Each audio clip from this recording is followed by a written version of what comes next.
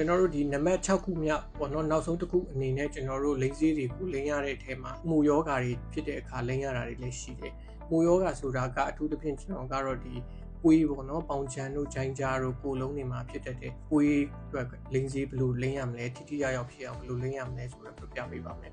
ဆိုတော့ပွေးဖြစ်တဲ့အခါကျွန်တော်တို့ကပွေးကအပေါ်ရန်အရေပြားပေါ်မှာသူကနေထိုင်နေဒီအရေပြား cell တွေကိုစားသုံးပြီးတော့သူကပွားများတာဖြစ်တယ်ပေါ့နော်ကဲပွေးစားဖြစ်ပြီဆိုလို့ရှိရင်ဒီလိုတနေရာတွေကနေသူကတဖြည်းဖြည်းနဲ့အကွင်းလိုက်ဝိုင်းလိုက်ဒီလိုတဖြည်းဖြည်းပြန်ပြီးကျဲလာတာဖြစ်ပါတယ်အဲဒါကြောင့်မလို့ကျွန်တော်တို့ကပွေးတက်စေမှုတက်စေလိမ့်စေးတွေကိုလိမ့်မယ်ဆိုလို့ရှိရင်ပထမဦးဆုံးကျွန်တော်တို့မလိမ့်ခင်အရေပြား6တွေ့နေဖို့လိုပါတယ်ဒီလို6တွေ့နေပြီဆိုလို့ရှိရင်ဖြစ်တဲ့အကွက်ကိုကျွန်တော်တို့ကတစ်ကွက်လုံးပေါ့နော်ဖြစ်တဲ့အကွက်တစ်ခုလုံးလိမ့်စေးလိမ့်ပါပြီးတော့လို့ရှိရင်အနည်းဆုံးလက်နှလုံးလောက်ဒီအကွက်ရဲ့ပြင်ပပုံမှန်အသားကောင်းကိုပါကြော်ပြီးတော့ကျွန်တော်တို့လိမ့်ပါဒါမှကျွန်တော်တို့ကအရေပြားကောင်းတဲ့ထဲမှာမှုတက်စီရှိနေမှာဒီပိုးကရှေ့ကိုဆက်ပြီးတော့မတိုးတော့မှာဖြစ်ပါတယ်နောက်တစ်ခုကကျွန်တော်တို့ဒီလိမ့်ထားပြီးပြီဆိုလို့ရှိရင်အနည်းဆုံး4နာရီလောက်ဒီရေဆေးပစ်တာတို့ရေချိုးလိုက်တာတို့ဒါတွေမလုပ်ရပါဘူးပုံမှန်အားဖြင့်တော့မှုတက်စီတွေကတစ်နေ့ကို2ကြိမ်လိမ့်လို့ရပါတယ်တချို့တော့မှုတက်စီတွေအများသောအားဖြင့်ကျွန်တော်တို့စာတိုကိုနက်ဆိုတို့လူလီကိုနက်ဆိုတို့ဒီမှုတက်စီနောက်ပိုင်းထွက်တဲ့မှုတက်စီတွေကအရေပြားထဲမှာကြာရှိတယ်လို့ပြောတယ်သူတို့ကတစ်ကြိမ်နဲ့လုံလောက်တယ်လို့ပြောတယ်ဒါကတော့တစ်ကြိမ်လိမ့်မလား2ကြိမ်လိမ့်မလားဆိုတာကတော့ကျွန်တော်တို့ဒီတက်ဆိုင်ရာဆရာဝန်ရဲ့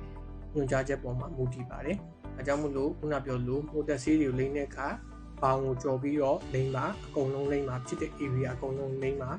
ဘေးနာအရေပြားကောင်းကိုလိမ့်ထားလဲ NDM မရှိပါဘူး။နောက်တစ်ခုကအရေးကြီးတဲ့တစ်ချက်ကျွန်တော်တို့များသောအားဖြင့်ဒီမှုတွေကတပတ်10ရက်2ပတ်လောက်ဆိုလို့ရှိရင်တော်တော်များများညှိုးပြီးတော့ပျောက်သွားတယ်တက်တာသွားတယ်ရဲတာတွေတက်တာသွားတယ်ရားတာတွေတက်တာသွားတယ်အဲ့ဒီအချိန်မှာကျွန်တော်တို့ကမှုတက်ဆေးတွေကိုရက်လိုက်လို့မရပါဘူး။ဘာကြောင့်လဲဆိုတော့ဒီအရေပြားတွေကရောင်ရမ်းမှုကလျော့သွားပေမဲ့အထဲမှာမှုဥတွေခြံခဲ့ပါတယ်။ဒါကြောင့်မို့ကျွန်တော်တို့ကတက်တာသွားပြီဆိုလို့ရှိရင်အနည်းဆုံး2ပတ်3ပတ်ထပ်ပြီးတော့ငကိုအတိုင်းလိမ့်နေဖို့လိုပါတယ်။ဒါမှပဲဒီမှုဥတွေပေါက်လာတဲ့ပိုတွေပါတည်ပြီးတော့အမြင့်ပြတ်တာပါ။မဟုတ်လို့ရှိရင်ဒီပုံမှန်ဆက်စာချင်းလိမ့်ကြီးက2ပတ်3ပတ်လောက်လိမ့်ပြီးတက်တာသွားလို့ရက်လိုက်တယ်ဆိုလို့ရှိရင်တော့ပိုးဥတွေကထပ်ပြီးတော့အကောင်ပေါက်လာပြီးတော့ပြန်လဲပြီးတော့ဖြစ်လာတာမျိုးကြုံရတတ်ပါတယ်။ဒါကြောင့်တက်တာသွားပြီဆိုလည်းအနည်းဆုံး2ပတ်3ပတ်ဆက်လက်ပြီးတော့လိမ့်ဖို့လိုအပ်ပါတယ်။အကယ်၍ဒီ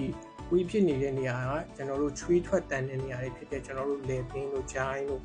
ပေါင်ချန်တို့တင်ပါတို့ဒီလိုနေရာတွေမှာဖြစ်နေတယ်ဆိုလို့ရှိရင်တော့ကျွန်တော်အနေနဲ့တော့ဒီမိုးတက်လိမ့်စေးမိုးတက်ဆေးလိမ့်စေးတွေလိမ့်ပြီးသွားလို့ရှိရင်ကျွန်တော်တို့မိုးတက်ဆေးပေါတာလေးကိုအပေါ်ကနေပြီးတော့လိမ့်ပေးခြင်းအပြင်အရေပြားမဆူအောင်ချွေးမအောင်နေအောင်လို့6တွေ့မှုကိုလည်းဖြစ်စေတဲ့မှုတက်စေးလေးပေါတာကိုတုံးခြင်းအပြင်ကျွန်တော်တို့မှုပေါက်ပွားတာကိုပို့ပြီးတော့ထိန်းချုပ်နိုင်တယ်လို့ယူဆပါတယ်။ဒါကြောင့်မလို့ကျွန်တော်တို့ကဖြစ်နိုင်တော့ဒီလိုအောင်ချန်တို့ချိုင်းကြားတို့မှာဖြစ်တယ်ဆိုလို့ရှိရင်လိမ့်စေးခရင်ကိုလိမ့်နေပပလေးပဲလိမ့်မှာပြီးတော့လို့ရှိရင်မှုတက်စေးပေါတာကိုဟိုကနေလိမ့်ပေးခြင်းအပြင်မှုတွေရှင်တန်ပေါက်ပွားတဲ့တူဆုမှုကိုလည်းတားဆီးနိုင်ပါတယ်။ဒါကတော့ကျွန်တော်တို့ဒီအဖြစ်များတဲ့ယောဂါတွေနဲ့လိမ့်စေးတွေကိုဘယ်လိုလိမ့်မလဲဆိုတာကိုပြပြခဲ့တာဖြစ်ပါတယ်။ကျေးဇူးများကြီးတင်ပါတယ်